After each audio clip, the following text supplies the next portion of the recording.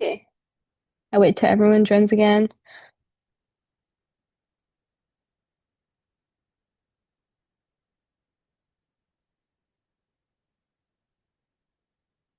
Are you able to see my screen? Okay, awesome.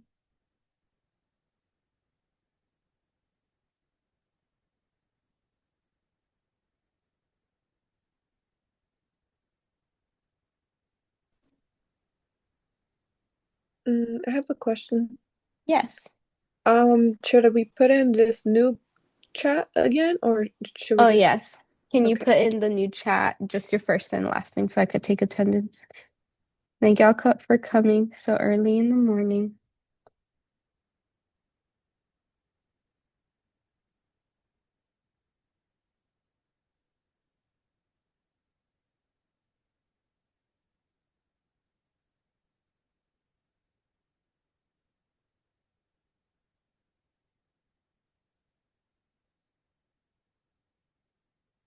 And after this meeting, I'm gonna upload it on YouTube and Dr. Rose will send you guys a link to this. So if you guys don't get the information quickly enough, you can rewatch that video. Okay, I will begin. Some people might still trickle in, and that's okay. This macronutrient is the most energy dense nutrient with 9 calories per gram. What macronutrient is this?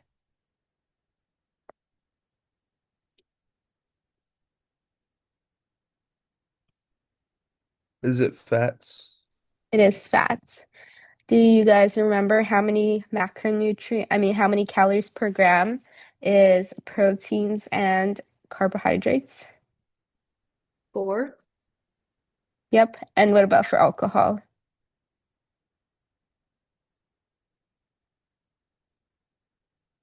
Is alcohol six? I'd 6 but 7. That's pretty close. But it's kind of interesting how alcohol is more energy dense than proteins and carbohydrates. So that means if you're drinking a lot of beer, like only beer, you could fill up more on that than if you were just eating carbs and proteins.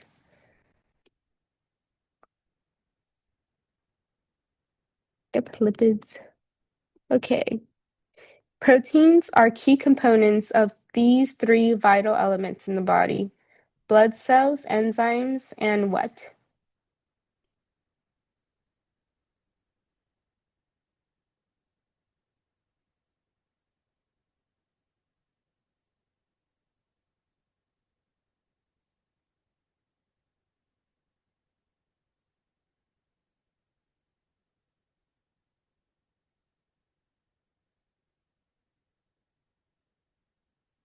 Proteins do the work of the body. So they also are part of the immune factor. So, like antibodies. The process of cooking does not affect this nutrient. What is this nutrient? Like if you're cooking and you add water, sometimes other nutrients get leached out, but this one, nothing happens to it. It is the same throughout.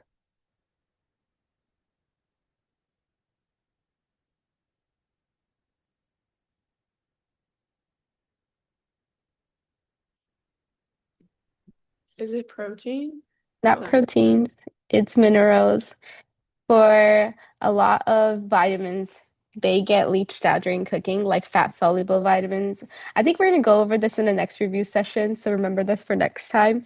But like if you cook fat soluble vitamins in fat, then the fat soluble vitamins leach out into the fat, and if you throw away that fat, you're not gonna get as much fat soluble vitamins, and same with water soluble vitamins. But for minerals, if you cook it and you torch it, you put it over fire and stuff, it's still gonna be fine, not affected by the cooking process, which is pretty cool. Good to know. These chemicals found in fruits and vegetables offer health benefits, but are not classified as essential nutrients. An example of this is antioxidants in like blueberries or garlic. Antioxidants are a type of this kind of chemical. What are these chemicals called? The phytochemicals. Yep, it's phytochemicals. These four micronutrients dissolve in fat. What are these four micronutrients? Oh, these are the fat soluble vitamins we were talking about.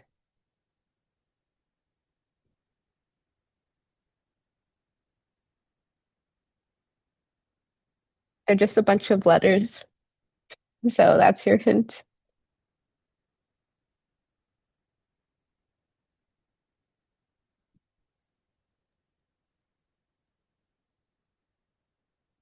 Like A, D, E, and I don't remember the last one. And K. K, I always remember because it's like really leafy greens. And if you cook like really leafy greens in the fat, some of it get leached out.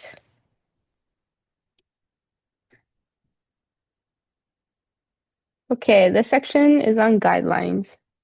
This term describes foods that provide a large number of calories relative to their weight or volume. An example of this is like the giant jawbreaker the kid I was babysitting wanted to buy at the wharf. Like it has so much calories. I guess jawbreakers are pretty heavy, but or like if you go trick-or-treating with children and they buy all these like candy from the trip, get all these candy from trick-or-treating, and they're like this small, but they're like 150 calories or even like 300 for like a Kit Kat or something. And there's like that whole term of like a sugar rush where they get so much energy at once because the candy don't have a lot of bonds, so they're quickly processed in the body and used up. But anyways, this terminology is describing this. What is that terminology called?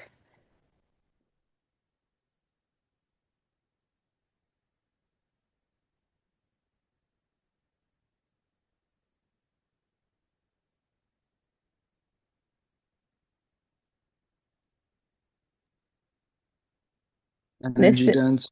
yep, it's energy dense. Eating a jawbreaker gives you a lot of energy, but not much nutrients. That's good to remember. Okay, this term is health problems resulting from insufficient dietary intake to meet nutritional needs. Describe this condition. What is this condition? Malnutrition. Malnutrition or undernutrition. You could be eating so much food, like so many calories, and still be malnourished or undernutritioned. And that's because if you're eating so much of like the same type of food and you're not consuming your mineral and vitamin intake or like eating enough protein or lipids that's sufficient for the day, you could still be malnourished. That's interesting.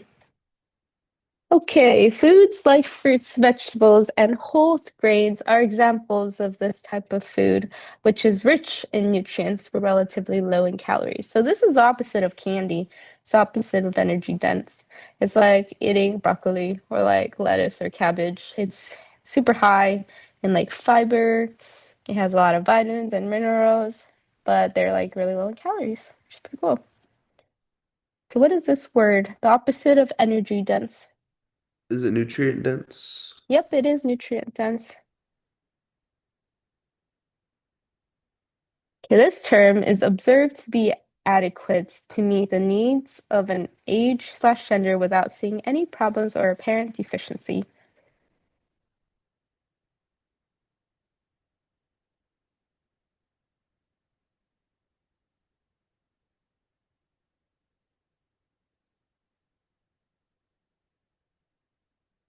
And definitely, this is like a generalization, like a recommendation, but definitely if you're like an athlete and you need to consume a lot more, then this is not an accurate representation of how much you need to consume to see any problems or apparent deficiency.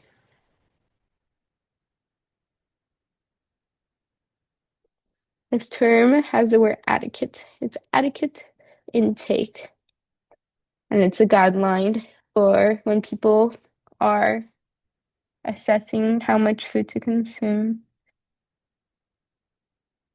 Symptoms like rapid hair loss can be an indicator of this type of assessment, which focuses on nutrition-related physical signs. What is the specific type of assessment called?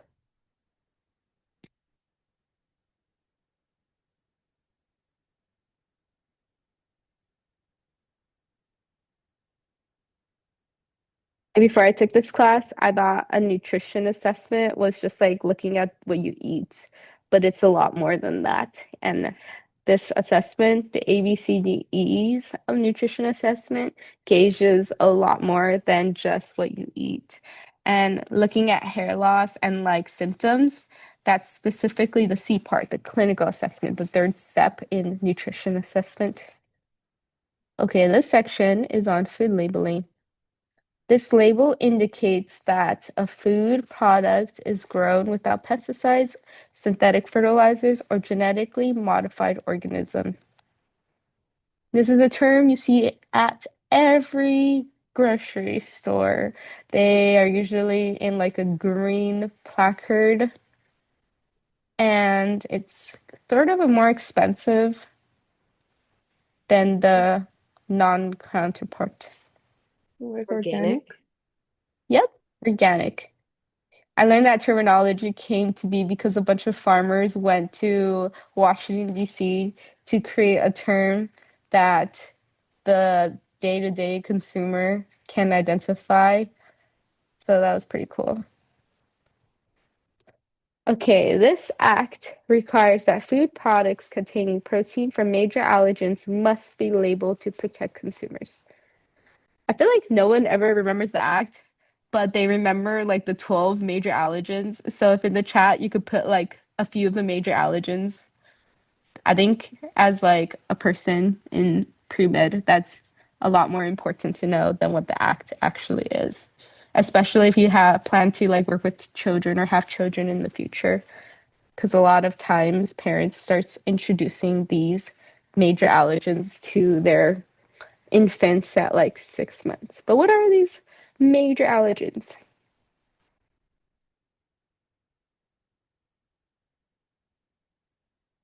Yep, milk, eggs, nuts, fish.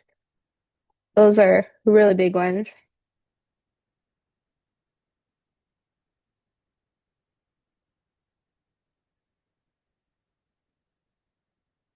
There's also like wheat. Um, what else are there? They just added a new one, I think a few years ago. Sesame is a huge one. Oh, also the act is called the Food Allergen Labeling Consumer Protection Act. But if there are like if you know of anyone with any allergies or like if you want to feed someone or cook for someone with major allergies, like if you read the back of the label of the processed food, the product, it usually says may contain blah blah blah or it has these allergens in it in like bold. So that's a really good tip to know if you're trying to feed someone with allergies. Okay. A common health claim on food packaging that does not require scientific evidence and is not approved or validated by the FDA. For example, these vitamin gummies support the immune system. Or if you go to a grocery store and you go get like gummies and they're just like, these gummies will grow your hair long, or they will make your skin shiny. What are these health claims called? They're kind of funny. It's like what you consume does affect your health and stuff, but it feels like really silly for them to choose something super specific. Because if you ever took physiology, you'll learn that like protein, when you consume it, it gets denatured and gets broken down into the basic building blocks of amino acids. And then your body chooses what to do with the amino acids. But a lot of times, like when they're marketing for protein or collagen, they're just like, it will help you with your hair. It will help you gain muscles, even though like protein builds much more than just your hair and muscles and skin and stuff. So, anyways, what is this common health claim called?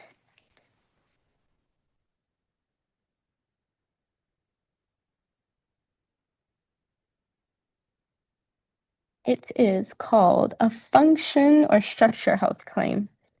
It describes the role of a nutrient in maintaining the structure or function of the body. And anyone could write that on the label. It is not federally approved or regulated. So anyone could put like create a jar and just write, this will help you with your teeth. And if you don't read, I mean, maybe they have their own like private company studies and like hire a third party tester, and that is more reliable than if they say stuff without having a third party tester. But This isn't a system regulated by the FDA. Okay. You pick up a box of Cheerios in the supermarket, and the nutrition facts panel tell you that a 1 cup serving provides 25% of the blank for iron. What is the blank?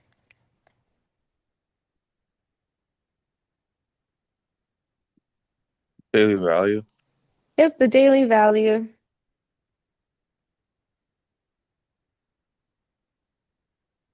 It still boggles my mind how these labels is very generalized for the population as a whole.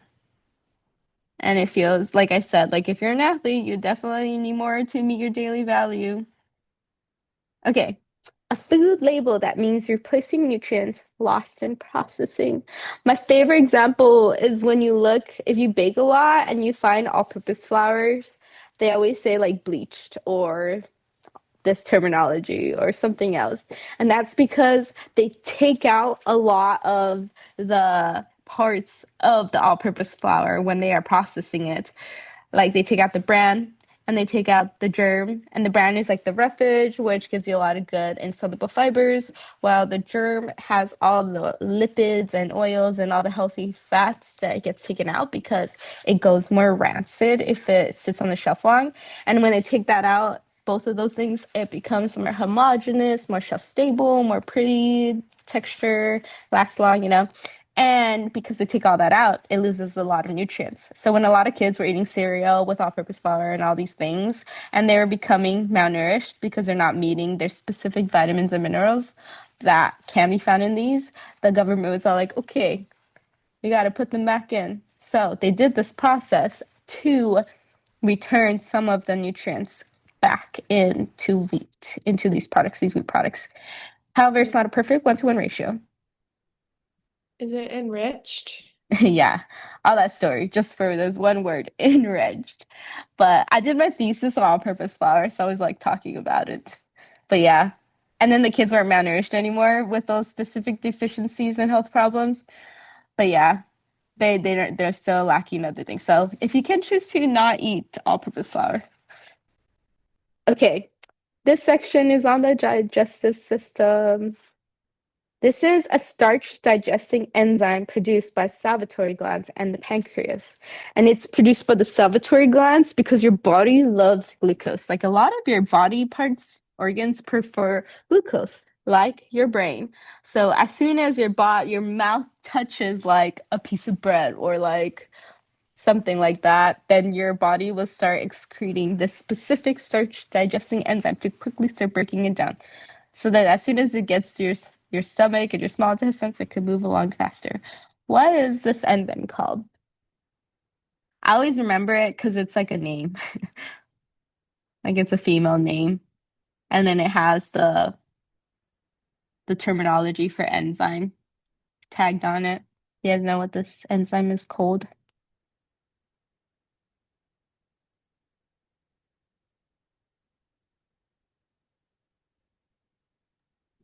Is it amylase? Yeah, it's amylase. I always think of like Amy as the name, and then lace is always tagged onto enzymes to tell you it's an enzyme ACE. Okay, mixture of stomach secretions and partially digested food. I was talking about how like you could pay so much money to go to Michelin star restaurants and like all of it is going to become this word in your body. So it feels kind of silly. Is it chyme? Yep, it's chyme. Like you could pay for a lot of money or a little money and they'll all end up being called chyme. The part of the digestive system that has microbiota and absorbs water, some minerals, and vitamins.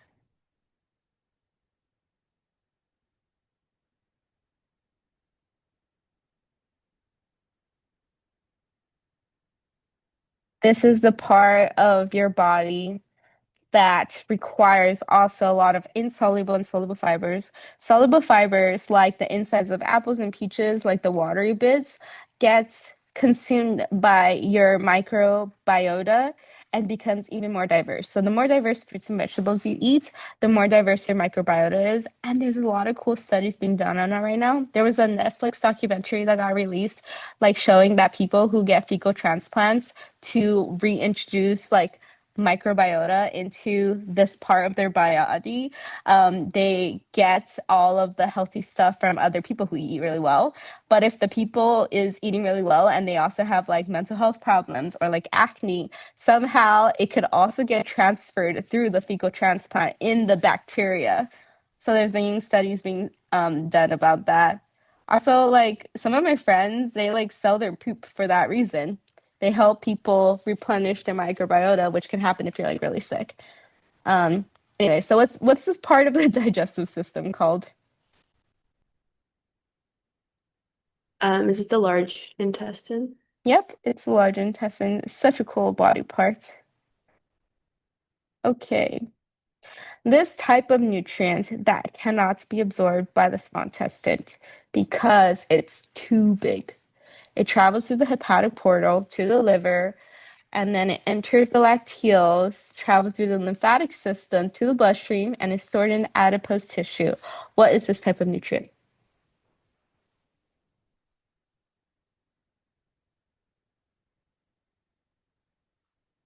This nutrient is the biggest of the macronutrients. If you look at it from a molecular structure, um, it has so many bonds.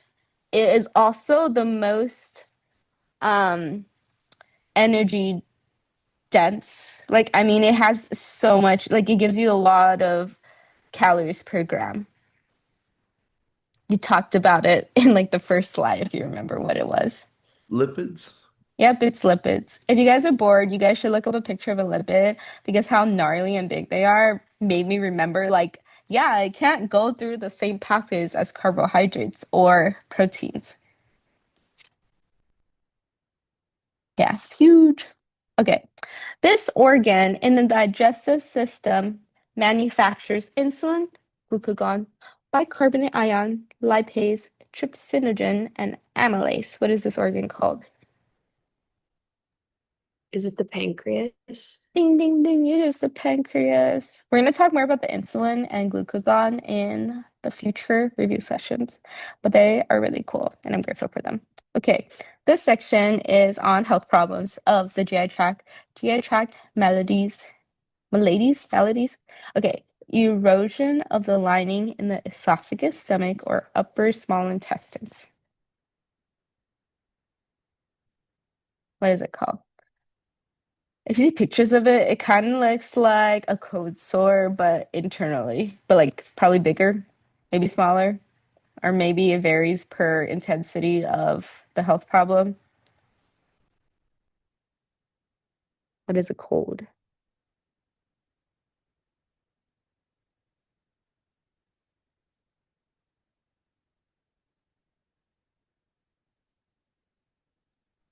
Is it ulcer? Yep, it is ulcers. I learned that if you consume a lot of medication, there could be a risk of developing ulcers because the pH in your stomach gets changed. And like, your stomach lining is super acidic. I mean, your stomach lining is super strong because your stomach is super acidic. So if the pH level changes or gets like more acidic, then it could cause erosion and health problems called ulcers. Okay, this health condition is in which stomach acid backs up into the esophagus and is common in half of North American adults. Yeah. What is it called?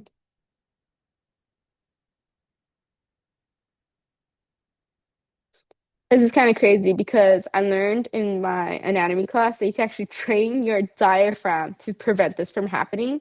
Because where your esophagus, like, hole is, like that area, that's where your diaphragm is. So if you have this health problem, you could train your diaphragm to manually, like, fix this problem, which is pretty cool.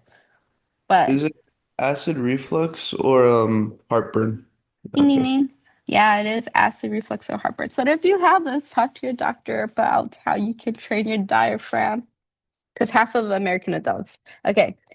This is a chronic immune-mediated disease that flattens villi and limits absorption of nutrients due to exposure to dietary protein called gluten. What is this disease called? It's also like an allergic reaction, like a very specific allergic reaction. Celiac. Yep, it is celiac. Okay, this is the treatment plan to a specific condition. The treatment plan is to eliminate trigger foods like poorly digested carbohydrates, follow a low food map dietary pattern, moderate caffeine, small frequent low fat meals, and reduce stress and treat depression. What is this the treatment plan for?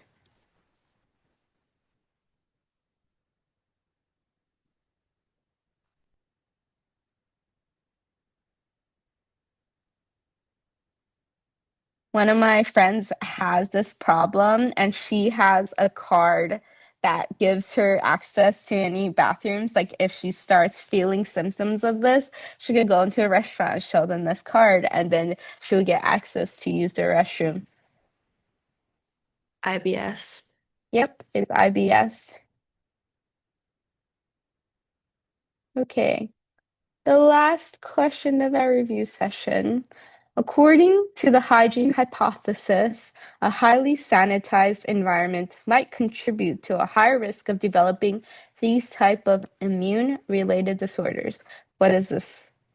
What are these immune-related disorders called?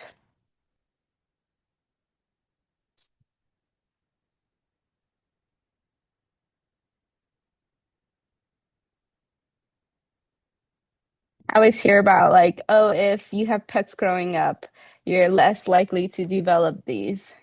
If you go outside into nature and get muddy a lot, if you have a dirty home in a way, you're more likely to not have this. That's what the hygiene hypothesis says. If you're like too clean, you could have more health problems in the future. So what are these immune-related disorders called?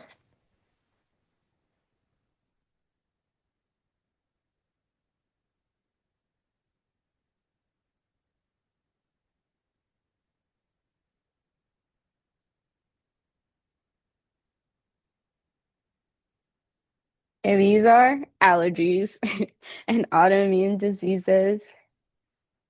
But I also hear that if you are in a smoggy city or like if you are in, like, I feel like there's a balance between it, which is why it's just called a hypothesis.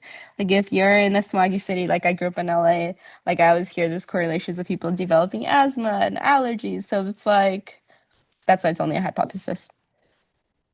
Okay, everyone. That concludes the Jeopardy part. I'll be here for if anyone has any questions for the remaining time. Make sure your name is in the chat. And good luck on your midterms and the rest of your school year. And see you in the next review session. Thank you. Thank you. Thanks, Celine. Of course.